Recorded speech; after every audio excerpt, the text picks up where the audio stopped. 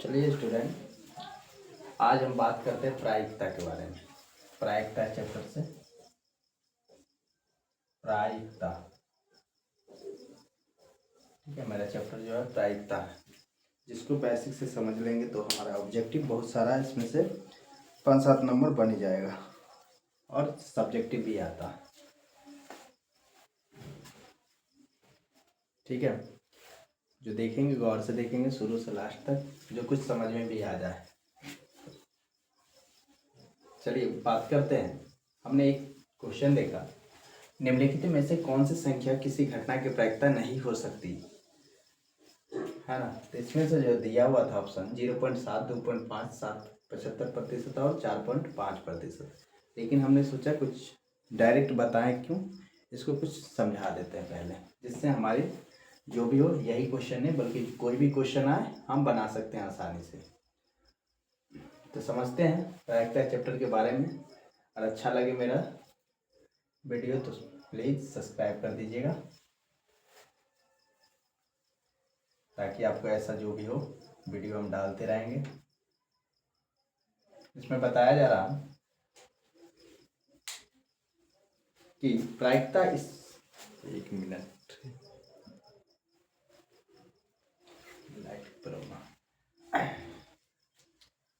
हमने समझाने की कोशिश की है, पहले अपने से लिख लिया ताकि बाद में हम आसानी से आपको समझा सकें। प्रायिकता इस बात पर आधारित होती है, मतलब प्रायिकता जो है होता क्या है, प्रायिकता के बारे में हम क्या समझे, किसे कहते हैं, क्या बात है, प्रायिकता क्या है ना, प्रोबेबिलिटी। तो कहता है प्रायिकता इस बात पर आधारित होती है कि प्रयोग में क्या घटित हुआ, जबकि सैद्धांतिक या गणितीय तरीके में से प्रायिकता इस बात पर आधारित होती है कि क्या घटित होने वाला है। कहने का मतलब है कि प्रायिकता का मतलब ही यही है। प्रायिकता जो हम क्या करते हैं, प्रायिकता इस बात पर आधारित होती है, कौन सी बात पर, कि प्रयोग में क्या घटित हुआ है। मतलब जो कोई हम कार्य करेंगे, कोई चीज़ का हम प्रयोग करेंगे, है ना, कुछ प्रयोग करेंगे तो प्रयोग में जो है वो घटित क्या होगा, मतलब कोई काम करेंगे तो उसका जो परिणाम आया वह क्या आया। तो प्रायिकता का यही मतलब होता है कि जब हम कोई कार्य करेंगे, कुछ काम प्रयोग करेंगे किसी भी चीज़ का, उसका जो हमको घटित होगा वो परिणाम जो होगा वह क्या होगा। तो वही इसका प्रायिकता का जो है, तो यही कहने का मतलब है प्रायिकता जो है इस पर आधारित होता है, जो हम प्रयोग करेंगे वो तो घटित क्या होगा। आगे कहता है जबकि सैद्धांतिक या गणितीय तरीके से देखा जाए, यानी कि सैद्धांतिक या गणितीय तरीके से हम देखा जाए बनाने के इतिहास पर, तो प्रायिकता इस बात पर आधारित होती है कि क्या घटित होने वाला है। मतलब जो भविष्यवाणी जैसे हम करते हैं, है ना, कोई कार्य करते हैं तो उसको हम समझ नहीं पाते हैं, अनुमान लगाते हैं कि क्या होने वाला है, ठीक है ना। पहले ही हम सोच लेते हैं कि ये होगा या वो होगा, जो हम भविष्यवाणी एक तरह से करते हैं, पहले ही हम बताते हैं कि क्या होगा, ये मुझे नहीं पता लेकिन मान लेते हैं ये बात हो जाएगा, है ना। चलिए आगे बात करते हैं। दूसरा पॉइंट हमने लिखा कि प्रायोगिक क्रिया क्या होता है। प्रायोगिक क्रिया, तो प्रायोगिक क्रिया जो होता है वह क्या होता है, किसी क्रिया को प्रायोगिक क्रिया ही कहा जाता है। क्रिया मतलब ही क्या होता है, तो क्रिया का मतलब ही होता है काम, यानी कोई भी कार्य, क्रिया हम क्या किसे कहते हैं, कार्य को ही क्रिया कहते हैं। कोई भी क्रिया हम करते हैं, कार्य करते हैं तो उसका प्रायोगिक क्रिया कहा जाता है। उसी क्रिया को हम क्या कहते हैं, प्रायोगिक क्रिया कहते हैं। मतलब उसका हम प्रयोग किए और उसका क्रिया किए, प्रायोगिक क्रिया कहता है। यदि क्रिया का परिणाम एक का अधिक हो, यानी कि क्रिया हम करेंगे लेकिन उसका परिणाम जो है एक से अधिक हो सकता है, ठीक ना। हम कोई काम करेंगे तो ये जरूरी नहीं है जो करेंगे, एक काम करेंगे तो वही होगा, मतलब उसका जो संभावना बनी रहती है वो कुछ होने की संभावना। जैसे कुछ मान लेते हैं हम, यहाँ हमने लिखा एग्जाम्पल देने के लिए कि एक सिक्के की उछाल, दूसरा लिखे एक पासे की उछाल। अब इसमें हम गौर करेंगे कि एक सिक्के की जो उछाल है, समझ पा रहे होंगे, एक सिक्के की जो उछाल है वह क्या है, तो यह एक प्रायोगिक क्रिया है। क्या कौन सी क्रिया है, प्रायोगिक क्रिया है। एक सिक्के की उछाल एक प्रायोगिक क्रिया है। प्रायोगिक क्रिया क्या है, किसी क्रिया को प्रायोगिक क्रिया ही कहा जाता है यानी कि जब उसका परिणाम एक से अधिक हो सकता है, कोई कार्य करेंगे उसका परिणाम जो हमको रिजल्ट जो आएगा वह दो को एक से अधिक हो सकता है, यानी कि 2 4 6 कुछ भी, अनगिनत भी कह सकते हैं, नहीं पता, ठीक, कुछ भी हो सकता है, ठीक। तो वही एक से ज़्यादा होना चाहिए। तो एक सिक्के की उछाल जो है वो क्या है, यह एक प्रायोगिक क्रिया है। क्यों क्रिया है, अब देखेंगे, क्योंकि परिणाम जो है इसका शीर्ष आएगा या पृष्ठ आएगा। यानी कि मान लेते हैं एक हमको क्या सिक्का, एक सिक्का है। अब इस सिक्का को जब हम उछालते हैं, या तो सिक्का का दो भाग होता है, सिक्का का जो है दो भाग होता है, एक तो होता है हेड और दूसरा होता है टेल। सभी को ये बात पता होगी, यानी कि हेड और दूसरा होता है टेल। इसे हम शीर्ष भी कहते हैं, शीर्ष, इसको हम टेल कह सकते हैं, पृष्ठ कहते हैं ना, ठीक। शॉर्टकट नाम में HT लिख सकते हैं, हेड और टेल। तो वही कहने का कि जब एक पासे को हम फेंकते हैं, सॉरी, एक सिक्के को उछाल, क्योंकि हम या तो होगा इसको जब हम उछालेंगे, है ना, हवा में जब फेंकेंगे या फेंकेंगे तो हो सकता है जब गिरेगा तो वह जो आएगा जमीन की सतह पर, या तो ये आएगा नहीं तो ये आएगा। जब फेंकते समय कभी जो होगा तो ये दोनों जो है ये कोई दो में से एक अवश्य ही आएगा, यानी कि हेड आएगा या टेल आएगा। यहाँ यही चीज़ है, जो एक से अधिक आया, हम बताएं कि प्रयोग क्रिया किसको कहेंगे, तो जो हम प्रयोग करेंगे उसी को प्रयोग क्रिया कहते हैं। लेकिन उसमें परिणाम जो होगा एक से अधिक होने की संभावना, जैसे एक सिक्का उछाले तो उसका परिणाम क्या हो सकता है, तो दो हो सकता है, या तो हम कहेंगे चित्त या दूसरा कहेंगे पट, यानी हेड कहेंगे या टेल कहेंगे।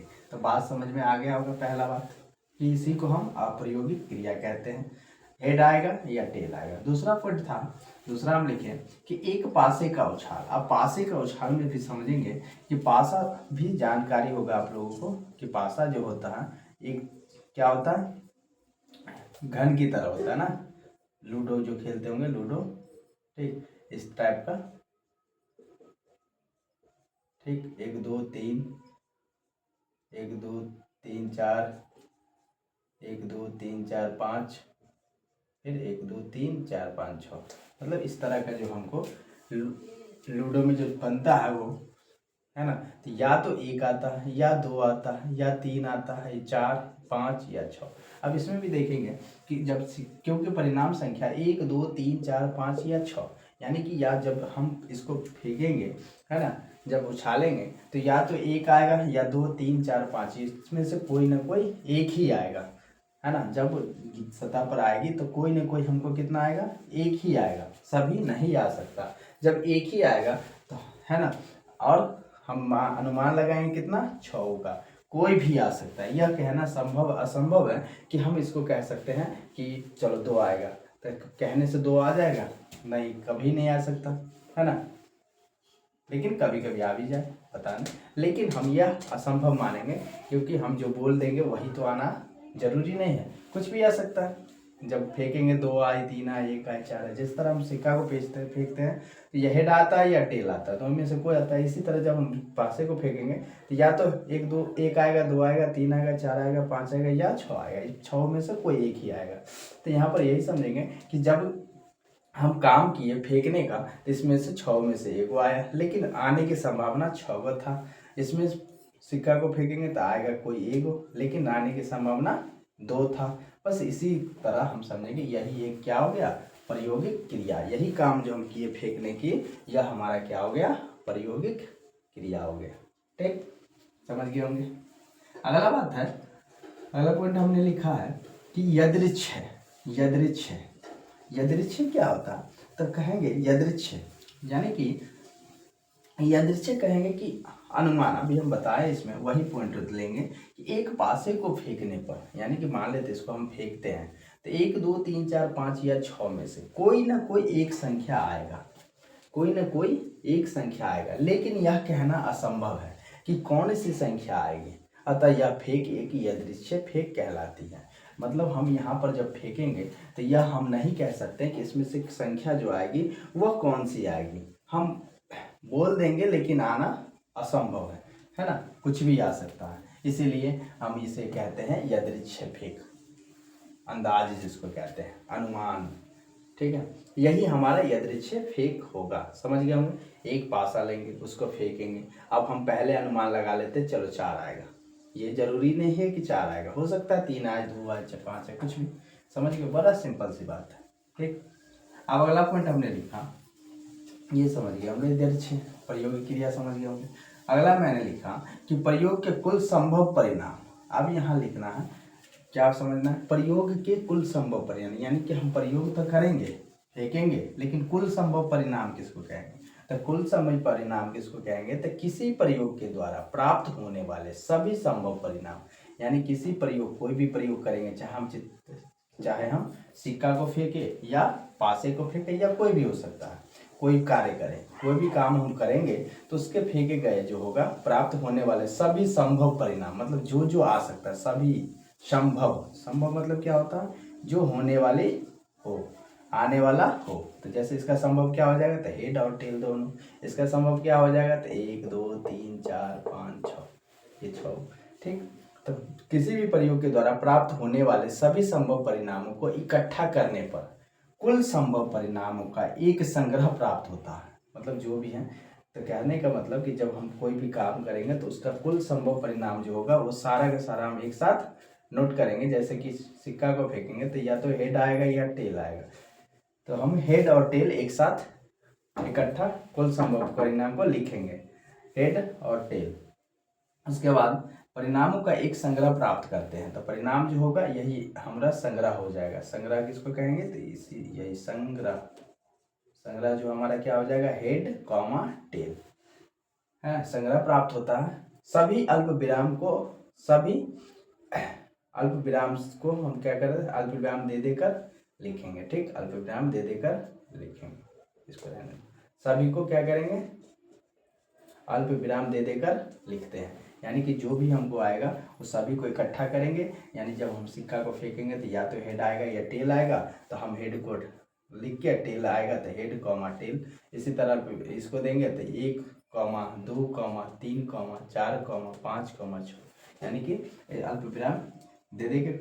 ठीक, यह हमारा क्या हो जाएगा? यह कुल संभव परिणाम होगा। इसमें कहेगा संभव परिणाम कितना है? संभव परिणाम कितना है? तो बोलेंगे 2, है ना। एक सिक्का को अगर उछालते हैं तो संभव परिणाम की संख्या 2 होती है। ठीक, समझ गए होंगे? एक सिक्का को उछालने पर जो परिणाम आएगा तो 2 आएगा, या तो चित आएगा या पट आएगा, हेड आएगा या टेल आएगा, तो हम कहेंगे संभव परिणाम की संख्या 2। इसमें पूछेगा एक पासे को फेंकने पर संभव परिणाम कितना है? संभव परिणाम तो संभव परिणाम कितना है? हम आराम से कहेंगे 6। संभव परिणाम कितना है? 6। 1 2 3 4 5, ये 6 में से कोई एक जो है हमारा संभव परिणाम हो जाएगा। बात समझ रहे होंगे? ठीक, उसके बाद जो है यहाँ तक समझ गए होंगे। अब आगे जो कुछ बात आती है तो घटना की बात आती है, जिसमें हमको इसमें घटना ही बताया गया था, तो हम तो अभी नहीं लिख पाएंगे घटना। तो घटना जो होता है वह क्या होता है? जिसको हम इवेंट कहते हैं। तो जब कोई प्रयोग किया जाए, अगर कोई प्रयोग हम करते हैं, तो जब कोई प्रयोग करते हैं तो उनका अनुकूल परिणाम जो होता है वही संग्रह का एक घटना कहलाता है। मतलब उसका विपरीत जो संग्रह कहलाता है। अब इसको मिटाना पड़ेगा। चलो ठीक है, इसको इतने पर स्टॉप करते हैं, क्लोज। इससे आगे हम आगे वीडियो में बात करते हैं। यहाँ तक समझ लेंगे सही से।